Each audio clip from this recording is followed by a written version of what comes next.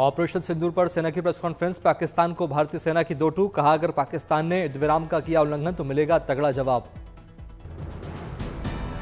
DGMO lieutenant general Rajiv Ghai ने पाकिस्तानी दावों की खोली कलई। कहा, आतंकियों के खात्मे के लिए था ऑपरेशन सिंदूर, सिर्फ आतंकियों के ठिकानों को किया गया तबाह। डीजीएमओ ने भारतीय सेना के लक्ष्य पर दिया जोर। कहा, आतंकियों के 9 कैंप किए तबाह, 100 आतंकी समेत 3 बड़े आतंकियों का खेल खत्म। जैश और लश्कर को ऑपरेशन सिंदूर में चुकानी बड़ी कीमत। मुदस्सर खास, हाफिज जमील और यूसुफ अजहर से धोना पड़ा हाथ। ऑपरेशन सिंदूर को लेकर भारतीय खुफिया एजेंसियों की रही अहम भूमिका। लश्कर तैयबा और जैश के ठिकानों की पुष्टि के बाद वायुसेना ने की सटीक कार्रवाई। पाकिस्तानी ड्रोन को लेकर बोले डीजीएमओ। कहा, भारत के सैन्य ठिकानों को निशाना बनाने की कोशिश। पाकिस्तान से सैकड़ों ड्रोन भेजे गए, भारत ने मार गिराया। DG air marshal AK Bharti ने वायुसेना की कार्रवाई के बारे में दी जानकारी। कहा, पाकिस्तान और पीओके में कई आतंकी ठिकाने तबाह। मुरिदके और बहावलपुर में मिली कामयाबी पर बोले डीजी एयर मार्शल। कहा, मुरिदके और बहावलपुर में आतंकी ट्रेनिंग कैंप को बर्बाद किया। लाहौर में हमने रडार सिस्टम तबाह किया। पाकिस्तान के आरोपों को खारिज करते हुए बोले डीजी एयर मार्शल। कहा, पाकिस्तान ने नागरिक विमान को हथियार बनाया, हमने किसी नागरिक विमान को निशाना नहीं बनाया। भारतीय वायुसेना की तैयारी पर बोले डीजी एयर मार्शल। हम तैयार थे, इसलिए कोई नुकसान नहीं हुआ। हवा से सतह पर मार करने वाली मिसाइल से वार। भारत पाक के बीच युद्धविराम के बाद प्रांतीय आवास पर शिखर बैठकों का दौर खत्म। रक्षा मंत्री, NSA, CDS और तीनों सेनाओं के अध्यक्षों के साथ 2 घंटे तक चली बैठक। कल भारत पाकिस्तान के डीजीएमओ के बीच होगी बातचीत। सिंधु जल संधि को लेकर भारत अपना रुख करेगा साफ। युद्धविराम को लेकर बनी सहमति के बाद अपनी शर्तों पर अडिग भारत। सिंधु जल संधि पर रोक रहेगी बरकरार। ऑपरेशन सिंदूर पर भारतीय वायुसेना का बयान। सटीक और पेशेवर तरीके से पूरा किया गया लक्ष्य। वायुसेना बोली, अभी जारी है ऑपरेशन सिंदूर। भारत पाकिस्तान के बीच सीजफायर को लेकर अमेरिकी राष्ट्रपति ने दिया बयान। दोनों देशों को बताया समझदार, बोले युद्ध बन सकता था विनाश का कारण। सूत्रों से खबर, यूएस के उपराष्ट्रपति JD वैंस और PM मोदी के बीच बातचीत का खुलासा। भारत के जवाबी एक्शन से पाक का बुरा हाल होगा। सूत्रों से खबर, PM मोदी ने JD वैंस से कहा था साफ, अगर पाकिस्तान कुछ करता है तो जवाब विनाशकारी और कड़ा होगा। भारत पाकिस्तान के बीच संघर्ष विराम के बाद भारतीय सेना का ट्वीट। 10 मई की रात संघर्ष विराम उल्लंघन के परिणाम स्वरूप आर्मी चीफ ने की सुरक्षा को लेकर समीक्षा बैठक। सीजफायर उल्लंघन को लेकर भारत ने अपना रुख साफ किया। डीजीएमओ वार्ता के माध्यम से बनी सहमति के किसी उल्लंघन के लिए जवाबी कार्रवाई के लिए सेना कमांडरों को पूरा अधिकार। सूत्रों से खबर, पाकिस्तान के बहावलपुर स्थित जैश ए मोहम्मद के मुख्यालय को सबसे ज्यादा नुकसान। भारत ने शक्तिशाली हथियारों का किया इस्तेमाल। कांग्रेस अध्यक्ष खड़गे और राहुल गांधी ने PM मोदी को लिखी चिट्ठी। ऑपरेशन सिंदूर सीजफायर पर चर्चा के लिए संसद का विशेष सत्र बुलाने की मांग। कांग्रेस नेता अधीर रंजन चौधरी ने सीजफायर को लेकर सरकार से की स्पष्टीकरण की मांग। कहा, संसद का विशेष सत्र बुलाकर PM मोदी निभाए जिम्मेदारी। कांग्रेस सांसद दीपेंद्र हुड्डा ने संसद के विशेष सत्र की उठाई मांग। कहा, पहलगाम हमले, ऑपरेशन सिंदूर और अमेरिका द्वारा युद्धविराम की घोषणा पर सरकार रखे अपनी बात। अमेरिका की युद्धविराम मध्यस्थता पर कांग्रेस सांसद मनीष तिवारी की प्रतिक्रिया। कहा, भारत पाकिस्तान सीजफायर के बीच अमेरिका की मध्यस्थता पर पर्दा नहीं डाल सकती सरकार। कांग्रेस नेता सुप्रिया श्रीनेत ने संसद के विशेष सत्र बुलाने की उठाई मांग। कहा, पाकिस्तान पर नहीं किया सकता विश्वास। पाकिस्तान एक धूर्त स्टेट, भारत विरोधी गतिविधियों में शामिल है पाकिस्तान। भारत पाकिस्तान में सीजफायर के बाद श्रीनगर की सड़कों पर सामान्य होते दिखे हालात। लाल चौक पर खुली दुकानें, लोगों की दिखी आवाजाही। जैसलमेर में सीजफायर के बाद खुलने लगे बाजार, लोग जरूरी सामानों की कर रहे खरीदारी। सड़कों पर गाड़ियों की हो रही आवाजाही। राजौरी में सड़कों पर धीरे धीरे पटरी पर लौट रही जिंदगी। सड़कों पर शुरू हो रही चहलकदमी। युद्धविराम के बाद जम्मू में सामान्य हो रहे हालात। सड़कों पर दिखे लोग, कुछ इलाकों में दुकानें खुली। भारत पाक सीजफायर के बाद अलवर में पटरी पर लौटी जिंदगी। दुकानें खुलने से रोजमर्रा के जरूरत के सामानों की खरीदारी कर रहे आम लोग। भारत पाकिस्तान सीमा पर युद्धविराम लागू होने के बाद सामान्य होने लगे हालात। अखनूर के परगवाल में 3 दिन बंकर में रहने के बाद लोगों ने खुले आसमान के नीचे ली सांस। सीजफायर के बाद परगवाल में खुली दुकानें तो गांव की चौपाल पर जुटे लोग। स्कूल में खेलते दिखे बच्चे। हालांकि लोगों ने यह भी कहा कि पाकिस्तान पर भरोसा नहीं किया जा सकता। भारत पाकिस्तान के बीच युद्ध विराम का पंजाब में भी दिखा असर। सीमा सटे फिरोजपुर में खुली दुकानें, सामान्य होने लगे हालात। पाकिस्तान से सटे राजस्थान के श्रीगंगानगर में भी बॉर्डर पर शांति। पाकिस्तान ने रात 11 बजे के बाद नहीं की कोई हरकत, सामान्य हो रहे हालात, बाजारों में खुली दुकानें। राजस्थान के फालोदी में भी दिखा सीज फायर का असर। अपने अपने काम पर जाते दिखे लोग। लोगों का कहना है कि पाकिस्तान पर नहीं किया जा सकता भरोसा।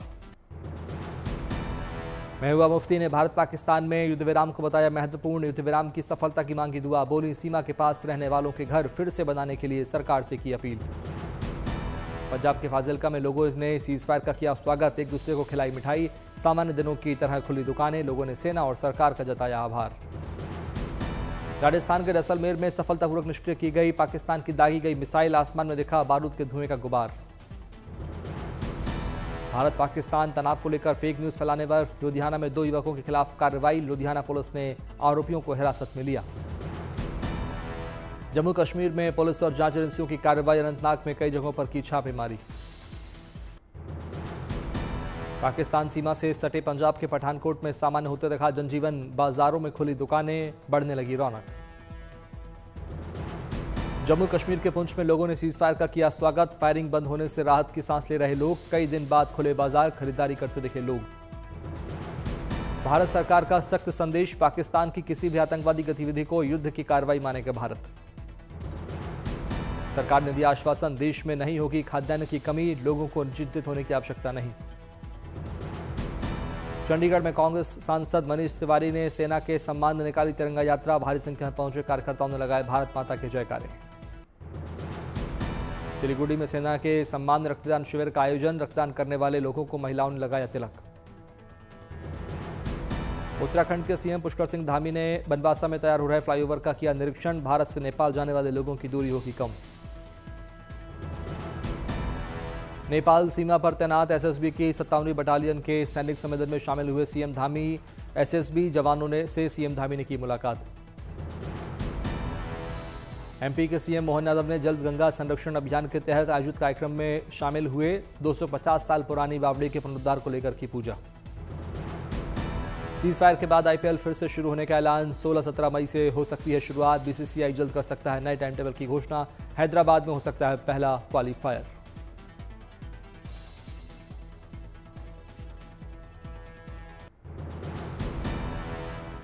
क्रिकेट के मैदान से भारत के लिए आई शानदार न्यूज। ट्राई नेशन सीरीज के फाइनल में भारत की ऐतिहासिक जीत।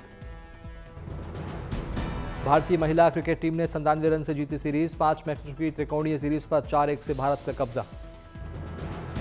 भारतीय टीम की सलामी बल्लेबाज स्मृति मंधाना ने खिताबी मैच में दमदार शतक जड़ा। मंधाना ने 101 गेंदों पर 116 रन की तूफानी पारी खेली। स्नेहा राणा 4, अमनजोत कौर 3, नल्लापुर रेड्डी 1 विकेट। श्रीलंका के सामने जीत के लिए 343 रन का दिया था लक्ष्य। भारतीय टीम ने श्रीलंका को जीत के लिए 343 रनों का दिया था लक्ष्य, लेकिन श्रीलंका की टीम 48.2 ओवर्स में 245 रनों पर सिमट गई। भारतीय सेना को मजबूती देने वाली शानदार खबर। Lucknow BrahMos aerospace testing facility का हुआ शुभारंभ। ब्रह्मोस टेस्टिंग फैसिलिटी के उद्घाटन पर बोले रक्षा मंत्री राजनाथ सिंह, हथियार नहीं दुश्मन का के लिए संदेश है ब्रह्मोस, हर हाल में पूरा करेंगे लक्ष्य। सीएम योगी ने ब्रह्मोस एरोस्पेस टेस्टिंग फैसिलिटी में ब्रह्मोस मिसाइल के साथ खिंचवाई तस्वीर। बोले ब्रह्मोस ने दिखाया ऑपरेशन सिंदूर में अपना पराक्रम। 80 हेक्टेयर में बनाई गई यूनिट 1 साल में बनेगी 80 से 100 मिसाइलें। 100 से 150 की संख्या में होगा नेक्स्ट जनरेशन की मिसाइलों का production. Next generation BrahMos missile की मारक क्षमता 300 किलोमीटर से ज्यादा होगी। मध्य प्रदेश के कूनू नेशनल पार्क से आई मनमोहक तस्वीरें। मादा चीता वीरा के साथ अटखेलियां करते देखे चीते के 2 नन्हे शावक। कूनू नेशनल पार्क प्रबंधन ने मदर्स डे के मौके पर जारी की तस्वीरें। फिलहाल 3 महीने के हैं दोनों नन्हे शावक। 4 फरवरी को हुआ था जन्म। ऊटी में 20वां गुलाब शो की हुई शुरुआत। बड़ी संख्या में कार्यक्रम में शामिल हुए लोगों ने क्यारियों में देखे रंग बिरंगे गुलाब। ऊटी को गुलाब शो में जलीय जीवों के संरक्षण का दिया गया संदेश। गुलाबों से की गई डॉल्फिन और कछुए से जीवों की सजावट। मदुरै में धूमधाम से मनाया जा रहा कल्ला झागर चिथिराई उत्सव समारोह। निकाली गई भगवान की भव्य शोभा यात्रा। उत्तराखंड में 4 धाम के दर्शन के लिए उमड़ रहा है श्रद्धालुओं का समंदर। रिपोर्ट्स के मुताबिक यात्रा के पहले दिन 12 दिन में करीब 5.5 लाख श्रद्धालु पहुंचे 4 धाम। अब तक 2,30,000 से अधिक श्रद्धालुओं ने किए बाबा केदारनाथ के दर्शन। 2 मई को खोले गए थे केदारनाथ धाम के कपाट। बद्रीनाथ धाम पहुंचने वाले तीर्थयात्रियों की संख्या पहुंची 1,17,000 के पार। 4 मई को खोले गए थे कपाट। यमुनोत्री धाम में भी इस बार अब तक 1,10,000 से अधिक श्रद्धालुओं ने किए दर्शन। 30 अप्रैल को खोले थे कपाट। यमुनोत्री धाम आने वाले तीर्थयात्रियों की संख्या पहुंची 95,000 के करीब। अक्षय तृतीया के दिन हुई थी यात्रा की शुरुआत। दिल्ली एनसीआर में बदला मौसम, चली धूल भरी आंधी, दिन भर की गर्मी से मिली राहत। सोमवार को सुबह छाए रहेंगे बादल। 50 से 60 किलोमीटर प्रति घंटा की रफ्तार से चलेंगी तेज हवाएं। तूफान का ऑरेंज अलर्ट जारी। उत्तराखंड के हिल स्टेशन मसूरी में जोरदार बारिश, तापमान में गिरावट। मौसम विभाग ने सावधानी बरतने की अपील। देहरादून, मसूरी में कल भी बारिश की संभावना। हिमाचल प्रदेश के 9 जिलों में गरज के साथ आंधी का येलो अलर्ट। सोमवार तक मौसम में बदलाव का अनुमान। कई इलाकों में हल्की बारिश। सुंदरनगर तक गरज के साथ तूफान की खबरें। आंध्र प्रदेश में भी 14 मई तक गरज के साथ तूफानी हवा चलने की आशंका। 60 किलोमीटर की रफ्तार से चल सकती हैं तेज हवाएं। साबरकांठा में मूसलाधार बारिश से सड़कों पर हुआ जलजमाव। रेलवे अंडरब्रिज की सड़क हुई जलमग्न। जलभराव के चलते लोगों के लिए रास्ता चलना हुआ मुश्किल। पानी में बंद होने लगी गाड़ियां। हरियाणा में भी मौसम ने बदली करवट। झज्जर में हुई बारिश, तापमान में आई कमी। लोगों ने ली राहत की सांस। हरियाणा के चरखी दादरी में बारिश के बाद बदला मौसम। तपती गर्मी से लोगों को मिली राहत। प्रयागराज की वंशिका गुप्ता कई सालों से मां की तरह कर रही हैं बेजुबानों की सेवा। उनके पास कई पक्षी, डॉग्स और बिल्लियां। मिल चुके हैं अब तक कई सम्मान। पटना की LIC बिल्डिंग में लगी भीषण आग। दमकल विभाग की टीम ने 1 घंटे की कड़ी मशक्कत के बाद आग पर पाया काबू। आग में किसी के हताहत होने की सूचना नहीं। हरियाणा के सोनीपत में 3 फैक्ट्रियों में लगी भीषण आग। दमकल विभाग की 20 से ज्यादा गाड़ियां आग बुझाने में जुटी। गाजियाबाद में पुलिस ने मुठभेड़ में एक बदमाश को किया गिरफ्तार। दिल्ली में 20 अप्रैल को दिन दहाड़े हुई लूट में था शामिल। कैमरों में कैद हुई थी पूरी वारदात। खगड़िया में पुलिस ने तेल पाइपलाइन से तेल चोरी करने वाले गिरोह का किया पर्दाफाश। पुलिस को चोरों के पास से मिले कई उपकरण।